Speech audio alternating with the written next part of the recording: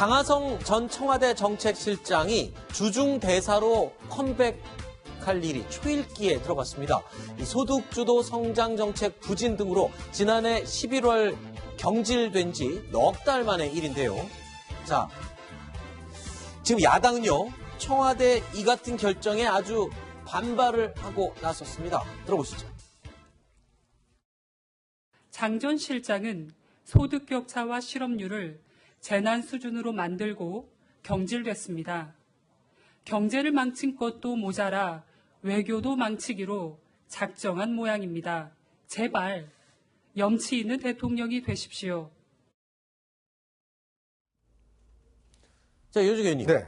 이렇게 장하성 전 청와대 정책실장, 글쎄요, 지금 경질된 지 넉 달 만에 다시 주중 대사로 내정이 됐어요. 네. 며칠 전에 이 장하성 전 실장이 이제 고려대 정년 퇴임식이 있었습니다. 네. 그 정년 퇴임식에서 무슨 말을 했냐면 자기는 항상 무지개를 쫓아왔다. 네. 즉 이상을 쫓아왔다는 것이죠. 네. 앞으로도 무지개를 쫓아가겠다. 네. 이렇게 이야기를 하면서 어떤 면에서 보면 이제 정치와는 좀 거리를 두겠다는 그런 이야기를 했습니다.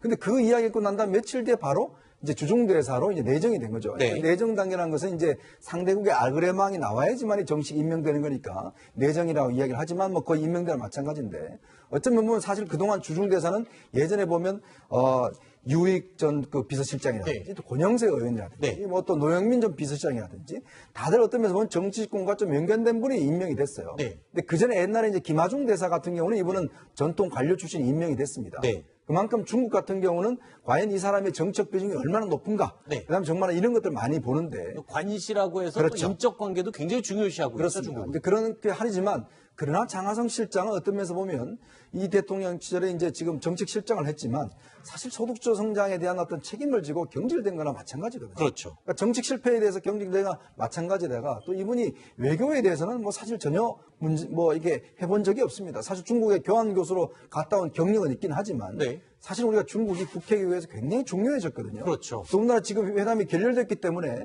사실 중국이 굉장히 중요한 상황인데 왜 이렇게 사강 대사를 어떤 면 보면 이렇게 이제 무슨 이 돌려막기 하듯이 네. 또 보훈 인사를 하듯이 하느냐 이런 부분에 대한 비판이 사실 여권 내부에서도 나오고 있습니다. 소 국장님. 네. 지금 이현정 의원께서 지적하신 이러한 문제점과 잡음에도 불구하고 청와대가 이렇게 밀어붙인 데는 다 이유가 있지 않을까요? 무슨 계산일까요? 일단은 이제 중국 쪽에서 그동안에 쭉 보면 이제 그 정권의 어떤 핵심 인사, 좀 네. 비중 있는 거물급 인사를 대사로 좀 보내달라. 아하. 이런 요구를 계속 해왔던 그런 부분이 있고 정책실장이 이제 장관급 아니겠습니까? 네. 또 어떤 정책에서 굉장히 중요한 역할을 했던 그런 인물이 이제 장하성 전 실장이고 아마 그런 측면도 있을 거고요. 네.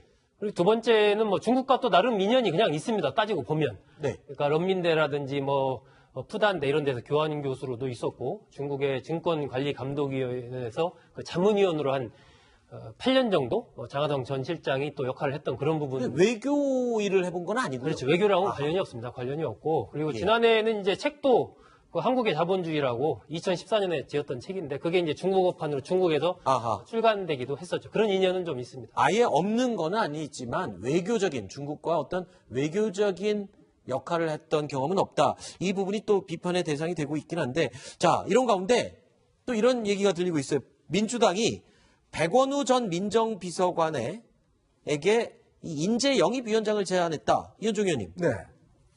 뭐 이게 어떤 논란을 일으키는 겁니까? 아시겠지만 백은호 전 민정비서관은 예전에 이명박 대통령 장례식 때, 이명박 대통령 장례식 아니라 노무현 대통령 네네. 죄송합니다. 장례식 때 그때 이명박 대통령이 참가했을 때 네. 그때 막 그 소리치면서 네. 이명박 대통령 달려갔던 바로 네. 그분입니다. 자, 그만큼 이제 어떤 면에서 보면 이 노무현 정권 시절 또 문재인 정권 시절의 핵심으로 일해 왔었죠. 그렇죠. 그런데 이제 인재영입위원장이 하는 것은 총선을 대비해 새로운 인물들을 영입하는 역할을 하는 네. 것이죠.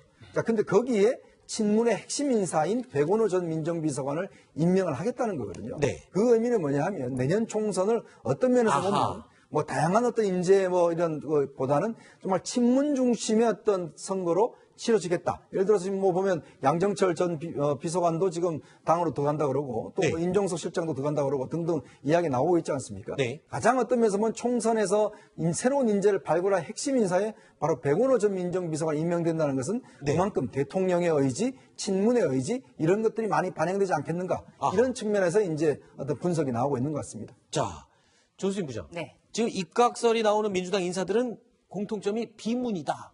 그리고 이들의 빈자리를 채우는 건 역시 또 친문이다. 네. 뭐 이거는 어떤 역학관계 때문에 지금 이런 공식이 성립하는 건가요? 우선 지금 이 고차방정식이라고 이야기가 많이 나오죠. 네. 이 입각 가능성이 거론되는 세 사람의 공통점이 두 가지가 있습니다. 네. 우상호, 박영선 진영. 우선 이 비문, 그러니까 더불어민주당 내에서는 비주류다. 네. 그리고 또 한 가지는 중진이다. 그래서 총선 불출마 쪽으로 오히려 가닥을 잡아서 본인들이 명예롭게 퇴진하는 방안을 꾀하고 있는 것 아니냐. 네. 왜냐하면 친문이 내년 총선을 지금 1년 정도 앞둔 상황에서 어디를 노리겠습니까? 바로 비주류 지역부터 노린다는 거예요. 아하. 그래서 이분들이 알아서 그렇다면 거취 정리를 하고 명예롭게 장관이라도 하는 거다. 네. 이렇게 해서 스스로 청와대 쪽의 제안과 본인들의 희망이 맞아떨어진 것 아니냐. 그래서 고차방정식이라는 얘기가 나오는데요. 네. 특히 우상호 의원의 지역구가 서울 서대문 갑입니다. 네. 이 지역이 더불어민주당으로서는 상당히 어려워요. 우상호 의원이 과거에도 이성환 의원이라고 같이 연세대 총학생회장 한 분하고 계속 리턴 매치를 했습니다. 네. 그래서 이 서대문 갑을 임종석 전 대통령 비서실장이라는 같은 전대협 의장이기도 한 이분이 물려받지 않겠는가 그런 아하. 관측도 나오고 있습니다. 알겠습니다. 자, 또 다른 정치권 소식 알아볼까요? 이 한편 리더십의 시험대에 오른 사람이 있죠. 자유한국당 황교안 대표. 내년 총선 승리가 큰 목표인 건 분명합니다. 황교안 지도부 첫 민생 행보가 열렸는데요. 새벽 시간에 남대문 시장을 방문했습니다.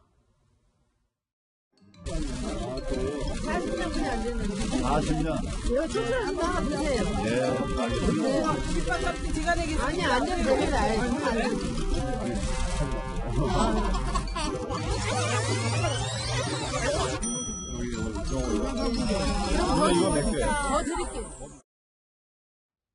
윤종 의원님, 네. 이 정치인들은 저렇게 뭐 대표가 되거나 하면 제일 먼저 찾아가는 데가 재래시장입니다. 역시 뭐 민생 행보의 상징적인 부분이죠.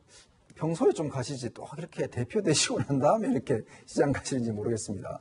어쨌거나 오늘 황교안 대표가 이제 대표 취임 이후에 첫 행보를 일단 아침에는 시장에 시작을 했고요. 네. 또 오후에는 이제 의원총회를 했습니다. 그리고 지금 봉화마을에 노무현 전 대통령의 이제 가서 참배를 하고 있는 그런 걸 하고 있는데 사실 어떤 면에서 보면 이제 본격적인 정치인 출발하는 건데 그 출발과 더불어서 오늘 조금 이상한 삐걱거리는 일이 있었어요. 뭐냐면 오늘 이제 자유한국당 윤리위원장 김영종 위원장이 사퇴를 했습니다. 네. 그러니까 지금 김순례, 김진태 의원을 지금 윤리에 넘겨야 되는데 그렇죠. 5.18 문제는 발언 위원장이 관련해서. 없어요 지금. 예. 그러다 보니까 당분간 이들에 대한 징계를 일단 못하게 돼 있습니다. 아하.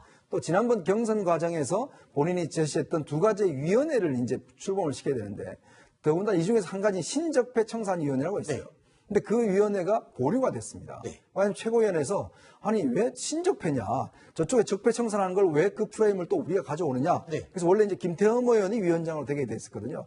당분간 요거는 다시 재논의를 하기로 했다고 합니다. 그러니까 첫날부터 어떤 면에서 보면 저런 시장 행보와 좀 일부 처음에 제시했던 좀 삐걱거리는 측면들 네. 양쪽 측면이 오늘 다 동시에 나타난 것 같습니다. 일단은 이 첫날 행보부터 당 내에 돌아가는 상황은 진짜 리더십을 어떻게 발휘해서 내부 문제들을 하나씩 풀어나갈지 다 지켜보고 있는 상황이게 됐군요. 네, 그렇죠. 그러니까 외부 행사와 내부 전략 이거 두 가지를 해야 되는데요. 외부 행사는 잘 정했습니다. 네. 그러니까 서민 속으로 또 실생활 속으로 들어가는 거 굉장히 중요하죠. 근데 오늘 남대문 시장에 갔는데요. 사람이 너무 없었다는 거예요. 아하. 그래서 상인들한테 황교안 대표가 왜 이렇게 시장에 사람이 없느냐 그랬더니 상인들 말이 장사도 안 되고 자영업자들 다 죽게 생겼고 거기다가 미세먼지 때문에 누가 재래시장 나오겠냐 아하. 이런 얘기까지 했다고 합니다. 알겠습니다.